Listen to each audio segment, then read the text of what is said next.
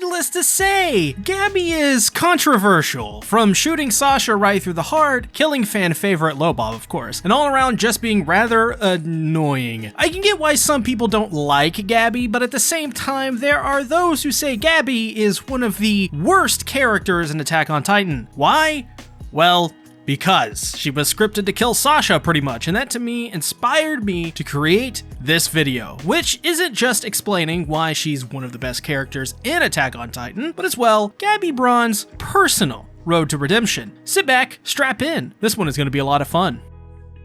To start off, it's important we lay the groundwork of who Gabi Braun is. Living in one of Marley's internment zones for Eldians, Gabi is a warrior candidate. These are given to children who can work up their ranks within the Marley military to eventually be one of the lucky ones to inherit one of the Titans. Gabi Braun is in line to take the Armored Titan from Reiner Braun, along with her friend Falco Grease, who is in line to inherit the Beast Titan. Though it's important to mention that Gabi isn't like most girls, in the sense that her goal is to become the Armored Titan, so much so she eats, sleeps, and breathes the idea of one day achieving her goal. This leads to many clashes with Falco, who doesn't want to see her become the Armored Titan in an attempt to not let her die young, as he is in love with her. Gabi, on the other hand, doesn't see what Falco is trying to do, as she wants to prove to everyone that Eldians are not worthless. An honorable cause. Gabi Braun is indoctrinated by Marley at this point in the series, not realizing the reality of her position as being unfairly thrusted into the life of a child soldier. She never tries to observe what's around her. In other words, she doesn't think for herself, and in turn ends up spewing mostly whatever words of Marley's hate that has been repeated back to her like a good little soldier would. This is key to understanding Gabi, because when Paradis invade Marley and the internment zones moments after the declaration of war, you can see firsthand just who Gabi is in this moment. I see all the time the argument that Gabi is not justified in killing Sasha or Lobov, but it's important to mention that moments prior, Eren transforms, killing hundreds of innocent Eldians, military officials, and in the process murdering her friends Zofia and indirectly causing the death of Udo. Then again, when the Survey Corps invade, they end up killing many Eldian soldiers right in front of her. To understand this better, I think Gabi's love for her people is the root cause of her anger in this moment, and when Sasha snipes many Eldian soldiers, her anger is justified. Though I talk in more detail about this in my Gabi Did Nothing Wrong video from last year, the gist though is that moments later when Gabi reveals to Falco that all she ever wanted was for Eldians to be treated fairly, this justifies her hatred and need for vengeance in a way that, at least to me, makes sense realistically and humanly. If I was in Gabi's shoes, I as well would feel a need to feel anger and vengeance, especially after witnessing the murder of my friends right in front of my eyes. Though, this next part is where Gabi jumps the shark completely and does something unforgivable. Gabi kills Lobov,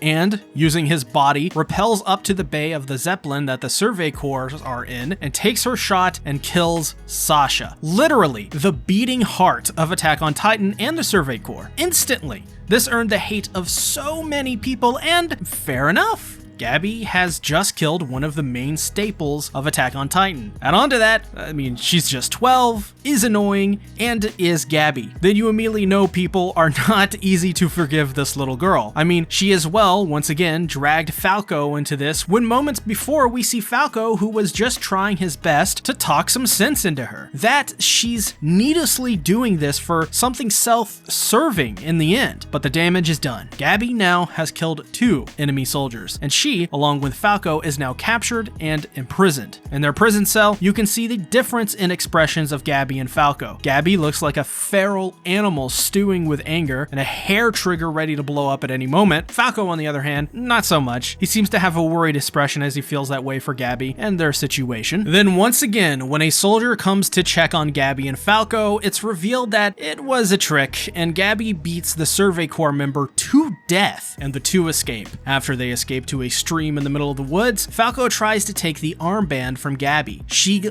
lashes out at Falco, demanding him to give it back to her as she believes she's still good and a good Eldian deserves, an armband, right? The issue here is that while Gabi feels she's taken the symbol and done everything right to prove everyone wrong, the reality is that she's done nothing but harm the name of Eldians and Marley by extension. Instead of becoming Eldia's shield, she has just become yet another shield for Marley. In a cruel twist of fate, Gabi is starting to grasp the reality that she may be the very thing that she hates. This leads to meeting Kaya, the little girl from an earlier episode in Attack on Titan that Sasha saved. She invites Gabi and Falco to her home, the Browse family ranch. Meeting the Browse family, Gabi and Falco see firsthand an example of what the people of Paradis are like. The Devils of Paradis Island are nothing more than wholesome and holistic folk with ideals of simple and clean living. They aren't savages, devils, or monsters. They're just like Gabi and Falco. And the Browse family rather fittingly are angels, as their ranch has orphaned children working and living their lives in peace, growing up, as I said, holistically. Still, Gabi doesn't see what everyone else sees, what even Falco sees. Her reality is still keenly wrapped in the veneer of Marley's ideals and beliefs. Once again, Gabi being so close to self-realization doesn't have the tools quite necessary to realize that her reality is not what reality actually is. To her, Kaya hasn't admitted to her sin, when Kaya has, in reality,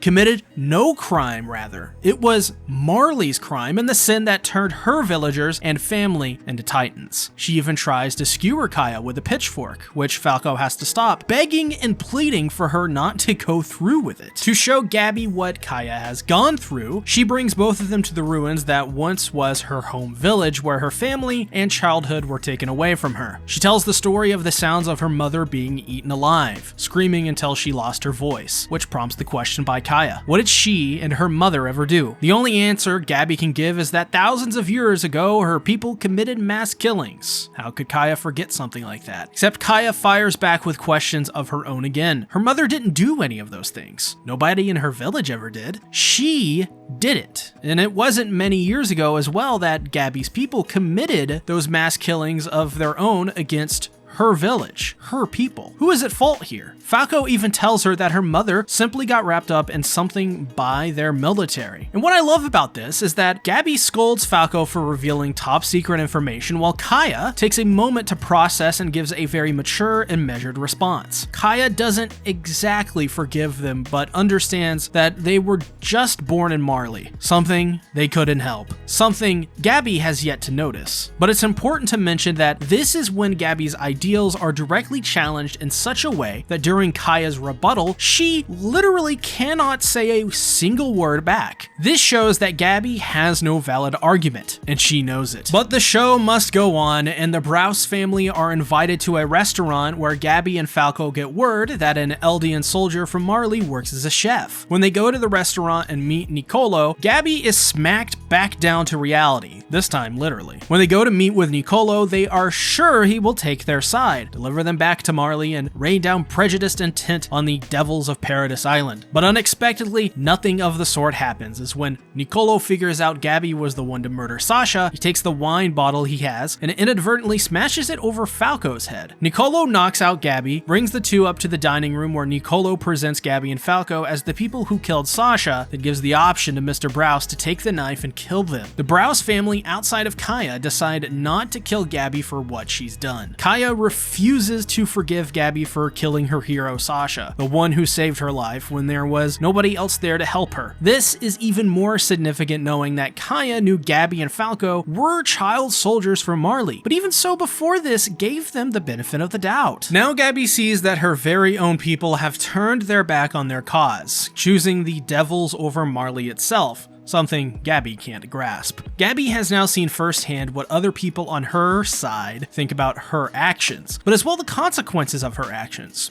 Or rather, the consequences that have been showing all along that she was blind to. As well with Kaya, I wouldn't say at this point Kaya and Gabi are extremely close. Still, This is someone of Gabi's age showing condemnation for her actions and, the keyword here, mirroring Gabi's vengeance. Kaya chooses not to forgive and instead tries to murder Gabi. To make it even worse, her dear friend Falco, a boy who stuck with her through thick and thin, may now die as he's drunk Zeke's spinal fluid wine. Gabi's actions have now caused harm to her friend Falco. Gabi was 100% okay with reaping the consequences for her actions, as she felt herself a martyr for her cause. Though in her youthful exuberance, she never thought about Falco and what he has to go through. Now a nightmare she has never considered is starting to become her reality, and it's all her fault, in nearly every way. Sure, Paradis did invade Marley, but she never had to go as far as she went, and that is one of the keys to understanding Gabi's flaws. In every situation, Gabi never had to go as far as she did. Now the boy who loves her and followed her to assured destruction is in danger. In many ways, Gabi and Falco mirror Eren Yeager and Mikasa Ackerman from the early seasons. Both respectfully have a dynamic of a youthful and vengeful person who pushes on in their pursuit to avenge his falling family, and people told along by a silent man and woman who follow and support their friend who they both secretly, but are obviously in love with, matching their steps to theirs. Remember what I said about cycles in all of my previous Attack on Titan videos? Now Gabi and Falco have been broken up, and Falco is now adorned with a piece of cloth to show his contamination status. A soldier from Paradis asks Falco if he's got someone close to him, someone at home for him. Then when they're finally back out, Falco is released back to Colt and Gabi. Surprisingly though, it's Gabi who stops Colt from possibly firing on the soldier, which prompts Colt to ask Gabi, why did you trust the enemy? Then when there is a group passing, they hide inside a building when Gabi realizes these are the voices of the Browse family, and we hear Kaya say, in so many words, she doesn't care what happens to Gabi, even if she dies. This is Gabi's final straw, and the moment she needed to realize that she was the enemy all along. Gabi admits in a moment of clarity that there were never any devils in this world. It was all just a lie, a fabrication by herself and Marley that led to a cycle that always kept repeating in the end. It wasn't the fault of the devils that killed Sasha. It was her actions and blind rage that killed her. It wasn't the devil's fault for her status as an Eldian. It was Marley's fabricated reasons to keep the Eldians from rising out of their internment zones. It wasn't anyone's fault other than Marley's for what they've done, and by extension, it was her actions that reinforced them. From the rubble, Gabi has finally stepped out, and now it's up to her to right the wrongs she has previously committed and to live with, for the rest of her life, the actions which cannot be forgiven or undone. Gabi has realized what Reiner has a very long time ago. Falco himself admits to his faults for delivering Kruger's letters, for bringing Reiner to Kruger. Then, the key moment. Gabi rips off the cloth tied to his arm. This is a direct reference to episode 11 when Falco takes Gabi's armband, but also is a direct reference to Mikasa in the same episode leaving behind the scarf that Eren gave her as a child. This is the culmination of Gabi and Falco's story and their redemption arcs coming to a close. While Mikasa and Eren, the characters they directly mirror, have failed to break this cycle, Gabi and Falco, of course with a little help from their friends, have broken it, and Falco, who mirrors Mikasa, was